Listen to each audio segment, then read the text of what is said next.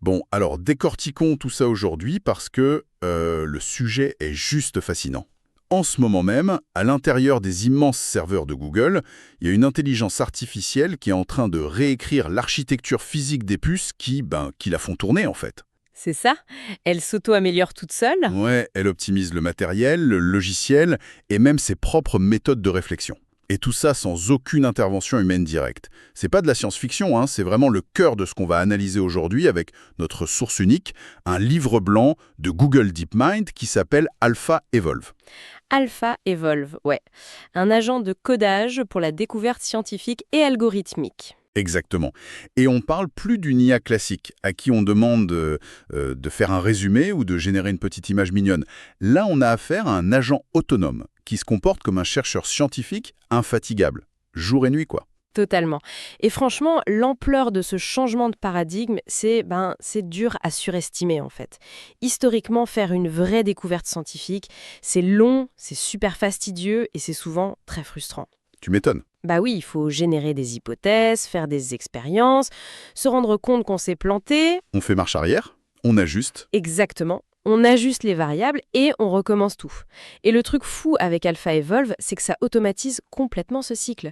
Ça utilise l'évolution dirigée par des modèles de langage.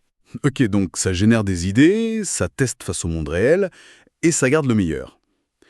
Sur le papier, c'est super élégant, mais il y a quand même un gros éléphant dans la pièce, non? L'hallucination, je parie. Bah ouais, l'hallucination. C'est le problème majeur de ces grands modèles de langage. Ils ont cette fâcheuse tendance à inventer des trucs avec un aplomb terrifiant. Si on laisse une IA cracher des millions de lignes de code pour des serveurs critiques, le risque de tout casser est gigantesque. Comment ce système fait pour pas juste produire n'importe quoi? C'est la question clé.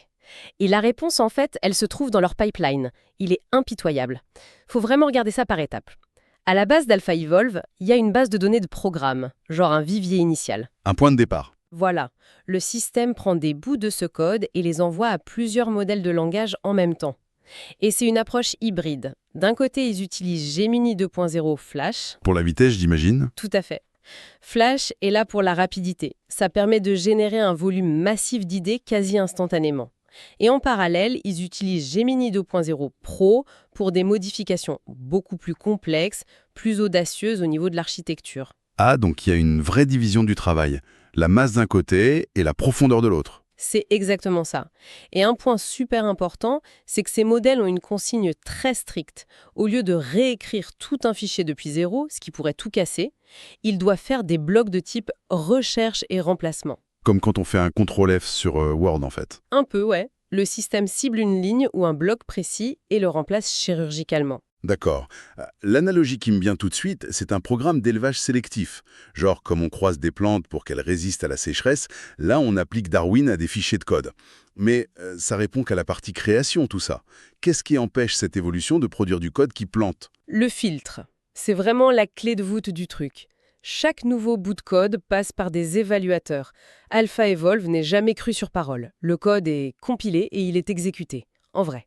Donc, on lance vraiment le programme. Oui. Et si ça plante, ou si le résultat mathématique est faux, ou même si c'est juste plus lent qu'avant, c'est poubelle. Radical. Très. Seules les mutations qui améliorent concrètement un score objectif retournent dans la base de données pour la prochaine génération. Ok, donc l'exécution du code, c'est un peu comme la gravité ici. Ça empêche l'IA de flotter dans un espace de théories absurdes. Soit ça marche, soit ça meurt. D'ailleurs, le document parle de map elites. C'est pas un terme qu'on entend tous les jours. C'est quoi exactement ce mécanisme? Alors MapElite, c'est brillant. Le risque avec l'évolution algorithmique, c'est que toutes les solutions s'engouffrent dans la même direction et restent bloquées dans un minimum local. Une solution qui est pas mal, mais pas la meilleure, quoi. C'est ça. MapElite empêche ça en forçant la diversité. Au lieu de juste garder le code qui a la meilleure note globale, il va évaluer des trucs comme la longueur du code, sa complexité ou comment il gère la mémoire. Il crée des catégories, en gros. Voilà, il crée une sorte de grille multidimensionnelle et il garde le champion de chaque petite case. Comme ça, si une voie s'avère être une impasse plus tard, le système a plein d'autres branches bizarres mais efficaces sur lesquelles se rabattre. Et c'est fascinant. Mais bon, la théorie c'est bien, mais ce qui donne vraiment du poids à ce papier, c'est quand il lâche cette machine sur des problèmes mathématiques où les humains bloquent depuis des décennies. Ah oui, là ça devient impressionnant. L'exemple le plus frappant, c'est la multiplication matricielle. Faut bien comprendre que c'est pas juste un truc académique poussiéreux, c'est le moteur de notre monde numérique. La 3D, la météo, l'IA. Surtout l'IA, ouais. L'entraînement des réseaux de neurones, c'est des milliards de multiplications de matrices. Si tu accélères ça d'un poil, tu accélères toute l'industrie technologique. 69, avec un certain Volker Strassen. Oui, Strassen a choqué tout le monde à l'époque. Avant lui, on pensait que pour multiplier deux matrices 4 par 4, il fallait absolument 64 multiplications scalaires. C'était la limite. Et lui, avec une astuce algébrique dingue, il a prouvé qu'on pouvait le faire avec 49. Juste 49, c'est fou. Une vraie onde de choc. Sauf que, pendant 56 ans après ça, personne n'a trouvé d'algorithme pour descendre en dessous de 49 pour n'importe quel corps de caractéristique 0. Attends, pause. Corps de caractéristique 0. Mon dernier cours d'algèbre remonte à super loin. Pour ceux qui nous écoutent, ça veut dire quoi concrètement dans le monde réel ce truc? Pas de panique. Pour faire simple, c'est le cadre mathématique standard qu'on utilise tous les jours, avec les nombres réels. Ça veut dire que tu peux ajouter 1 indéfiniment sans jamais retomber sur 0. Contrairement à l'heure sur une horloge, où après 12, on revient à 1. Exactement, ça c'est l'arithmétique modulaire. Donc, prouver une optimisation dans un corps de caractéristique 0, c'est crucial, parce que ça veut dire que l'algorithme marchera dans les vrais calculs informatiques de notre quotidien, pas juste dans un espace théorique restreint. Ok, je vois. Et donc, c'est face à ce mur de 56 ans qu'ils ont mis AlphaEvolve. Et le résultat est historique. Le système a trouvé un algorithme inédit pour faire cette multiplication avec seulement 48 multiplications. Le record humain est battu. Waouh. Et c'est que le début. L'étude montre qu'ils ont amélioré l'état de l'art sur 14 cibles différentes liées aux matrices. Et ça s'arrête même pas à l'algèbre linéaire en fait. J'ai vu dans le papier qu'il y a une cinquantaine de problèmes ouverts qui ont été améliorés. Genre le problème de chevauchement d'Erdos, ou ces fameux kissing numbers, les nombres de contacts là. Ah, les kissing numbers, j'adore ce problème. En gros, c'est combien de sphères de même taille tu peux coller autour d'une sphère centrale sans qu'elle se rentre dedans. En 3D, c'est 12, c'est ça. Comme des boules de billard. C'est ça. Newton et David Gregory s'étaient même disputés là-dessus. Mais dès que tu passes dans des dimensions supérieures, la complexité explose. Et justement, le papier parle d'un espace à 11 dimensions. Le record humain, c'était 592 sphères. AlphaEvolve arrive et paf, il en place 593. Moi, mon cerveau arrive à peine à visualiser la 4D, alors 11 dimensions, c'est une quantité de calcul inconcevable. Comment l'IA fait pour pas exploser en vol face à toutes ces possibilités? Elle essaye pas au hasard, si? Ah bah non, tester toutes les coordonnées par la force brute, ça prendrait plus de temps que l'âge de l'univers. Le coup de génie d'AlphaEvolve ici, c'est qu'il cherche pas la solution directement. Il cherche quoi alors? Il fait évoluer des algorithmes de recherche heuristiques. Une heuristique, c'est une méthode d'approximation intelligente, c'est ça? En gros, oui. C'est une règle empirique pour orienter la recherche. Quand le problème est trop vaste, l'heuristique dit « regarde plutôt par là, ça sent bon ». Donc, au lieu de chercher les coordonnées exactes, AlphaEvolve écrit un petit programme d'investigation. Et c'est ce petit programme qui trouve les sphères. Voilà, le système conçoit un meilleur chercheur. C'est super méta.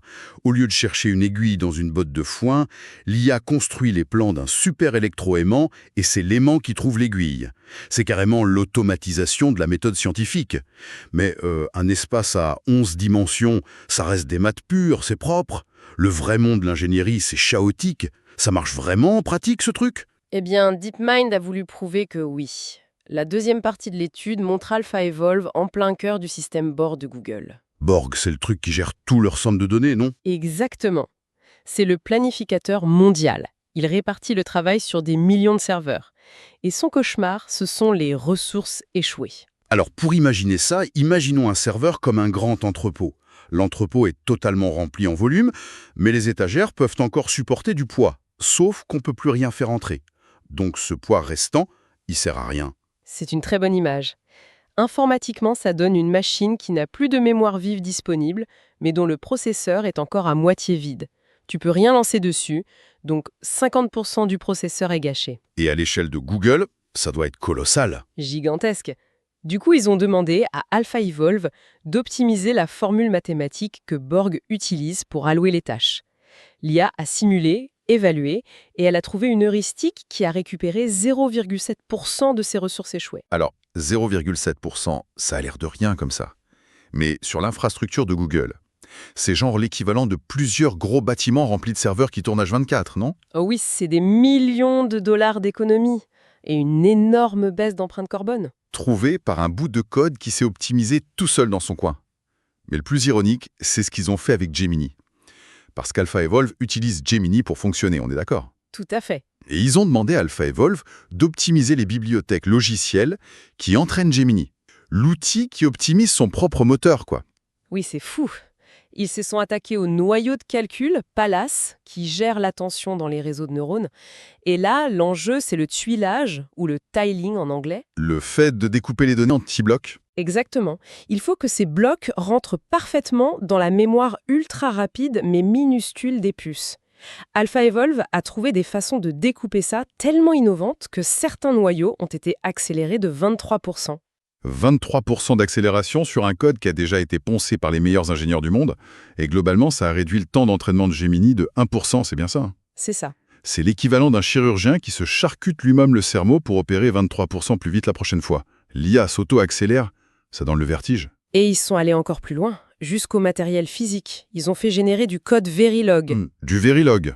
pour concevoir des puces physiques. Oui, c'est le langage utilisé pour dessiner l'architecture des circuits sur le silicium. L'IA a trouvé des réécritures pour les futures puces TPU de Google. Elle a réussi à réduire la surface nécessaire et la consommation d'énergie sans jamais fausser les calculs. C'est dingue. Optimisation des maths, de l'orchestration des serveurs, de son propre code d'entraînement et de la topographie de la puce. Le spectre est total, quoi. Mais du coup, pourquoi ça marche si bien là, alors que d'autres projets, comme FunSearch, je crois, avaient plafonné? Pour comprendre ça, l'équipe a fait une étude d'ablation. C'est très détaillé dans le papier. Une étude d'ablation, c'est quand on désactive les composants un par un pour voir ce qui fait tout planter, c'est ça? Une sorte d'autopsie en direct? C'est exactement ça. Et ils ont trouvé 3 piliers critiques. Le premier, c'est qu'AlphaEvolve peut faire évoluer des fichiers complets. Les anciens systèmes modifiaient juste une petite fonction isolée. Là, le système manipule des centaines de lignes avec tout le contexte global. Ah ouais, c'est sûr que réparer un moteur en regardant par le trou de la serrure, c'est pas pareil qu'avoir tous les plans sur la table. C'est quoi le deuxième pilier exempt? Le contexte explicite dans le prompt. Avant même d'écrire du code, on donne à l'IA la littérature scientifique, les théorèmes, mais surtout, on lui donne le résultat de ses crashs précédents. Elle voit ses erreurs, les messages d'erreur du compilateur, et elle comprend pourquoi ça a planté. Elle apprend de ses propres échecs mécaniquement, c'est fort. Et la troisième trouvaille? C'est peut-être la plus vertigineuse. Ils appellent ça l'évolution du métaprompt. Ça change tout. L'évolution du métaprompt. D'habitude, un prompt, c'est figé. Un humain dit à la machine comment chercher. Là, l'IA fait évoluer le code, mais elle fait aussi évoluer les instructions qu'elle se donne à elle-même. Attends, vraiment? Ouais, elle analyse ses propres échecs de génération et elle réécrit sa façon de penser. Elle optimise sa propre cognition. L'étude montre très clairement que sans cette capacité, le système s'effondre et trouve pas les solutions complexes. Donc la machine cherche plus juste la bonne réponse, elle cherche la meilleure façon de chercher. Elle devient son propre prompt engineer en fait. C'est une leçon incroyable pour tous ceux qui s'intéressent à l'innovation. Ah, complètement. Ce que ce papier nous dit, c'est que si tu as un environnement d'évaluation hyper strict, où chaque idée se confronte tout de suite à la réalité brute, et que tu itères massivement, ça bat le génie humain isolé. Faut pas avoir raison du premier coup, faut tester des millions d'idées à la seconde et garder ce qui survit au crash test. L'histoire de la découverte scientifique est littéralement en train de changer de méthode sous nos yeux. Ça, c'est clair. Pour résumer tout ça, pour ceux qui nous écoutent, l'IA est passée du stade de perroquet un peu bête qui imite des textes à une vraie entité d'ingénierie créative. Elle invente des maths, elle restructure des serveurs et elle valide ses propres idées en se jetant dans le compilateur. Et ça amène une vraie question pour la suite. AlphaEvolve optimise les puces, le compilateur et le code d'entraînement de son propre modèle. C'est une boucle fermée. Ouais. Si chaque génération d'IA construit et améliore l'infrastructure de la génération suivante, à quel moment exact cette évolution technologique va totalement s'affranchir de la compréhension humaine? À partir de quel cycle d'itération on aura affaire à une sorte de biologie numérique qui s'autoréplique, avec des architectures tellement complexes que notre petit cerveau humain pourra juste plus les déchiffrer? C'est une sacrée question. Le mythe du chercheur seul devant son tableau noir au milieu de la nuit, c'est fini quoi. Le nouveau chercheur, il dort jamais, il oublie aucune expérience passée et il reconstruit les murs de son laboratoire pendant qu'il y bosse. Tout ça se passe en ce moment même dans des serveurs. eh ben, on a intérêt à garder un esprit critique affûté pour comprendre les architectures invisibles qui sont en train de redessiner notre futur. Un grand merci à tout notre public de nous avoir suivis dans cette exploration. Continuez à vous poser des questions.